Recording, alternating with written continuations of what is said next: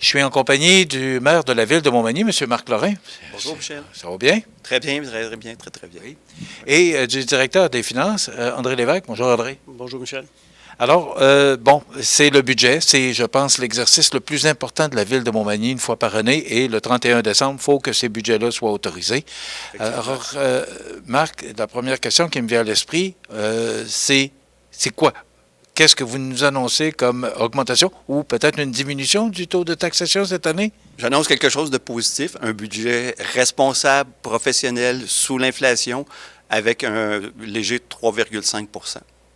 On se base sur quoi, Marc, pour établir 3,5? Parce que, bon, on voit Lévis 7,7, on voit d'autres municipalités où le taux est plus élevé. On s'est basé sur quoi pour arrêter le budget à 3,5 % d'augmentation du taux de taxation pour 2024? Bien, d'abord, il faut dire qu'à la Ville de Montmagny, on a tout le temps quand même eu des budgets, en fait, des finances qui sont quand même équilibrées grâce à des gens comme André Lévesque et son équipe. Là, je pense qu'il faut le mentionner. C'est très professionnel. Moi, j'en suis très fier de ce résultat-là, de ce budget-là, qui quand même, année après année, demeure sous l'inflation. Puis, c'est un exercice qui est rigoureux. On part avec différents scénarios. On a un plan quinquennal, je pense, le titre exact, c'est celui-là qui doit être approuvé en même temps que le budget, d'ailleurs. Puis, on fait un certain nombre d'exercices, on fait des itérations. Qu'est-ce que c'est qui est prioritaire? Qu'est-ce qui ne l'est pas? On travaille ça ensemble. On commence au mois d'août. On amène différents scénarios. Qu'est-ce que c'est qu'on veut avoir en priorité ou moins? Puis, en fonction des disponibilités budgétaires, les programmes qu'on est allé chercher. Donc, faire en sorte que ce soit le plus raisonnable possible pour les citoyens. Donc, on en arrive à un résultat. On en parlait tantôt. Si on regarde un peu partout au Québec, il y a des taux qui sont beaucoup plus élevés ailleurs. Puis, avec le montant qu'on offre là, c'est quand même très appréciable. Il est même moins que celui de l'an dernier. André, oui. Pour arriver à un budget équilibré, ça prend tout un exercice, surtout avec l'inflation qu'on a connue au cours de la dernière année. Et c'est obligatoire d'arriver avec un budget équilibré. Oui, effectivement, la loi nous oblige à arriver à un budget équilibré, puis de ne pas faire de déficit à la fin de l'année également. Donc, lorsqu'on est en période inflationniste comme on a actuellement, le budget doit être scruté quotidiennement, là, puis toutes les décisions de dépenses doivent être rediscutées également pour être sûr d'arriver dans le budget qui a été accordé. C'est un peu ça. Puis, pour monter un budget tel que celui-là qu'on a fait là, on a travaillé fort dans les coins, comme diraient certains. On a remis beaucoup de dossiers sur la table à dessin, au minimum 5 fois. L'équipe de direction s'est rencontrée pour revoir des façons de faire, revoir un peu des projets qu'on voulait mettre sur pied pour respecter, la capacité de payer des citoyens, puis aussi respecter l'orientation du conseil municipal qui voulait vraiment limiter la hausse du compte de taxes vraiment plus bas que l'inflation. Donc, on a vraiment travaillé fort pour y arriver. Je suis vraiment fier de mon équipe. André, on sait que la ville, c'est une grosse business. L'essence, tout ce qui a coûté plus cher cette année coûte plus cher à la ville aussi. Et pour l'usine de filtration, entre autres, je pense qu'il y a eu des hausses 49 %, donc il faut équilibrer avec d'autres choses à ce moment-là. Et on fait quoi pour arriver à 3,5 % parce que c'est tout un exercice? Bien, c'est ça, comme je vous dis, c'est un travail d'équipe. Puis on revoit nos façons de faire aussi, on revoit nos façons de travailler, on revoit aussi nos priorités.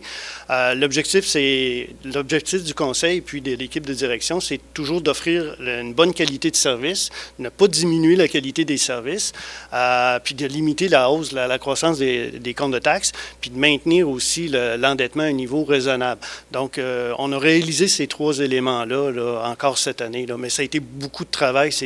Monsieur le maire peut en être conscient, il assistait à toutes les rencontres. Ça a été un gros travail. Est-ce que d'année en année, André, c'est plus ardu parce que ça fait quand même plusieurs années que vous êtes là à faire le budget? Est-ce que c'est de plus en plus difficile parce que, bon, le taux d'inflation cette année a fait mal, mais il y a d'autres facteurs qui influencent aussi? Bien, chaque année est particulière. Les 2 dernières années, le taux d'inflation nous a compliqué la vie, mais si on remonte un peu dans le temps, il y a eu la période de la pandémie, il y a eu la période où il y a eu les négociations du pacte fiscal avec le gouvernement où on s'est fait comme couper des sommes qu'on devait avoir. Donc, chaque année est particulière. Mais... Monsieur le maire, je veux revenir sur, parce que dans les immobilisations, dans votre budget, il y a entre autres 800 000 $ qui va être investi. Je n'ai pas dit dépenser, j'ai bien été investi à l'Aréna de Montmagny. Mais il y a 1,6 million qui est prévu pour les berges des battures du fleuve ici. C'est important de le mentionner que c'est un projet qu'il faut absolument faire parce qu'on le sait, puis on a vu des reportages chez nous, qu'il faut investir. Absolument. Mais comme on le disait tantôt avec le directeur des finances, les dépenses qu'on fait, c'est parce qu'il faut absolument les faire. Donc, on tombe dans ce créneau-là. Et oui, on est prêt. Ça fait longtemps qu'on a des professionnels en arrière de ce dossier-là. On travaille avec le ministère des Affaires municipales pour aller chercher des montants aussi par rapport à ça. Aussi. Puis ça fait partie de la recette aussi. Pourquoi on en arrive à avoir des budgets équilibrés? C'est parce qu'on maximise les montants qu'on est capable d'aller chercher. Là, on l'a prévu. On va le faire coûte que coûte, mais il faut aller quand même. On travaille fort pour aller chercher des montants par rapport à ça. On a les autorisations de l'environnement pour le faire. Nos études professionnelles sont faites et tout ça. Donc, on va faire la construction d'un haut marais pour faire en sorte que, dans le fond, il n'y a plus d'érosion dans ce secteur-là pour préserver notre investissement qui est le camping, nos actifs aussi. Donc, on va dans ce sens-là.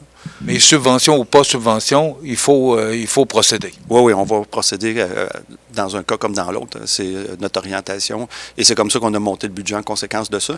Puis ce qui est important quand on parle de budget, oui, on gère ça serré, mais il faut éviter de tomber dans l'austérité parce que moi, ça me tient à cœur. Là, vous le voyez, Montmagny est en action. Là, je vais le répéter à l'occasion, cette chose-là. Le développement social est important, le développement économique est important. Donc, on a des gens qui travaillent là-dessus de pied ferme. Parce qu'on a eu quand même des gros investissements cette année. On en a parlé tantôt quand on a présenté le budget du projet Fleurumé avec la famille Fortin, que je remercie encore. Là. C'est quand même des investissements de 50 millions. Et il y en a d'autres. Il y a les quartiers de développement vers l'est. On en vise d'autres vers l'ouest. Donc, ça permet d'aller chercher des nouveaux citoyens, des nouveaux payeurs de taxes, puis de nouveaux étudiants dans nos institutions scolaires. Donc, tout ça est important et il ne faut pas tout mettre nos œufs dans le même panier, faire en sorte qu'on se garde la tête en arrière de l'eau pour être capable de continuer à faire avancer notre ville, puis dans le fond, d'être compétitif. Quand nos voisins de l'Est ou de l'Ouest seront pleins, bien, ils viendront s'établir à Montmagny et partager la tarte et venir habiter dans notre belle ville. Vous avez parlé de réflexion stratégique et du plan stratégique 2020-2025. Le conseil municipal a changé depuis ce temps-là, mais on doit respecter les conseils municipaux précédents et de toujours aller dans la ligne de pensée des conseils municipaux et ceux qui vont suivre par après. Oui, bien, c'est des orientations de long terme. Il y a du gros bon sens là-dedans, l'environnement, le développement économique, ces choses-là. Donc, ça demeure d'actualité. Probablement qu'en 2025-2026, on sera rendu à une étape d'actualisation de ça, à la lumière de l'évolution de la société, tout ça. Mais en même temps, oui, il y a le plan stratégique, mais il y a des plans sectoriels. On regarde famille aînée pour les tout-petits. On a une politique famille aînée. On travaille fort sur l'habitation. On travaille fort sur le transport aussi. La mobilité, le transport, pas nécessairement scolaire, mais le transport aussi avec... donc, c'est des dossiers qui nous tiennent à cœur, puis aussi le logement abordable, social, on a ça aussi en perspective. Donc, on veut qu'il y en ait pour tout le monde, puis qu'on est là pour continuer à travailler pour nos citoyens et la qualité de vie à Montmagny. On parle de revenus, on parle d'immobilisation, mais on parle de la dette aussi. La dette qui augmente encore un peu et augmente un petit peu à chaque année, mais est-ce qu'on réussit quand même à la résorber? Bon, annuellement, là, lorsqu'on élabore le budget, l'orientation, c'est d'emprunter moins que ce qu'on rembourse en capital annuellement.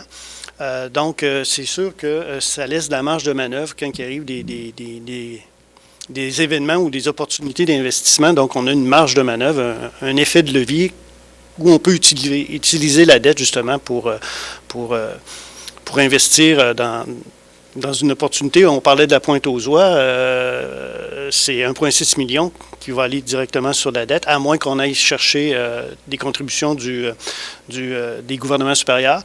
Donc, ce 1,6 million-là, bien, il se rajoute dans le fond à la somme que le Conseil alloue à chaque année. Là, c'est pour ça qu'il y a eu une légère augmentation de la dette prévue pour 2024.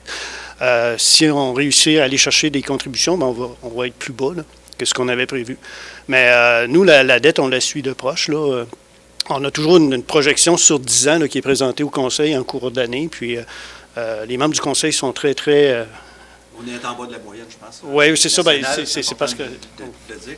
Ce qui est important, où je le disais tantôt en présentation du budget, dans le fond, une dette, c'est comme une hypothèque, mais dans le fond, c'est une hypothèque, mettons, pour compare avec une maison mettons, d'1 million, bien, dans le fond, c'est une hypothèque par rapport à ça. Mais aujourd'hui, cette maison-là, elle en vaut 5 puis peut-être 10 millions là, par rapport à ça. Donc, on est gagnant avec ça parce que en plus, c'est de l'argent en grande partie, on est allé chercher de l'argent gouvernemental pour accoter ça. Donc, il y a une partie en plus de cette dette-là qui leur appartient. Donc, peut-être, mettons, sur 1 million, il y a peut-être 200 000 qui appartient au gouvernement qui va nous être remboursé au fil du temps. Donc, on est gagnant dans ce genre d'approche-là. Qu'une dette, c'est jamais négatif, là, à moins qu'on dépasse des seuils qui seraient problématiques. Bon, on est loin de ça. Il faut le voir comme positif. C'est des actifs qui sont en arrière de ça. Pour faire une entrevue. On n'a pas payé l'épicerie avec ça, autrement dit. Là, c'est ça. Pour faire une entrevue avec André à chaque année, André, on avait quand même un bas de laine bien garni à la ville de Montmagny. Est-ce que ce bas de laine-là est encore bien garni? Oui, bien c'est sûr qu'au fil des ans, les différents conseils qui se sont succédés ont agi en, je dirais, pas écureuil, mais on a quand même des excédents, des réserves financières qui sont dédiées justement à des investissements futurs et qui sont prévus. Comme je le disais tout à l'heure, on a un plan sur 5-10 ans, on sait ce qui s'en vient comme dépenses. Bien, on peut commencer déjà à mettre de l'argent de côté pour payer ces dépenses-là.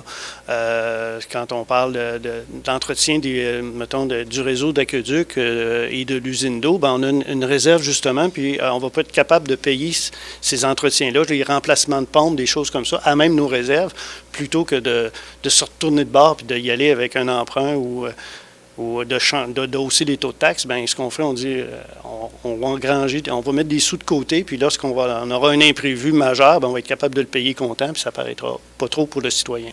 Est-ce qu'on peut le mentionner, le montant qu'on a, parce qu'on ne le voit pas dans les prévisions budgétaires? Ça, on le voit quand on présente les états financiers. Là, la prochaine étape, on pourra faire. Mais ce qui est important de dire, puis André, tu pourras compléter, c'est que des éléments de bas de laine comme ça, souvent, des fois, ça ne rapporte pas. Ce qu'on a fait par le passé, je pense qu'on le fait pour le quartier 2B, puis je pense que cette année, on le fait pour d'autres choses, pour préciser, mais c'est qu'on prend ce montant-là, puis on le place. C'est-à-dire qu'on achète des actifs, puis au lieu, dans le fond, d'aller obligé de financer ça, puis d'être obligé de payer des intérêts là-dessus, puis laisser dormir ça dans un bas de laine, mais on le place, on achète des actifs, puis je ne sais pas c'est lesquels qu'on a fait là, récemment, mais c'est une approche là, que le Conseil a décidé de faire. Là, OK, mais ce que je comprends, c'est qu'on est en bonne santé financière, la ville de Montmagny se porte bien.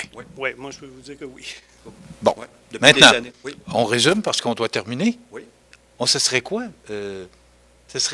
Comment on pourrait qualifier ce budget-là cette année, Marc? Bien, je le disais d'entrée de jeu, c'est un budget responsable, un budget professionnel.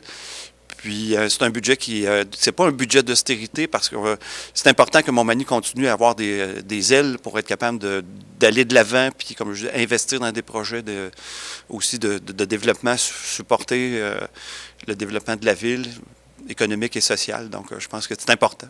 On ne peut pas juste y aller dans l'austérité, puis on se garde des marges de manœuvre, mais aussi on travaille pour l'avenir. Marc Lorrain? Comme je le disais, Montmagny est en action. On continue ensemble.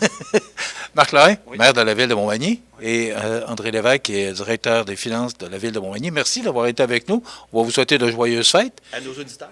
Joyeuses fêtes, bon temps des fêtes. Bon temps des fêtes. Et au prochain budget. Voilà, ça complète.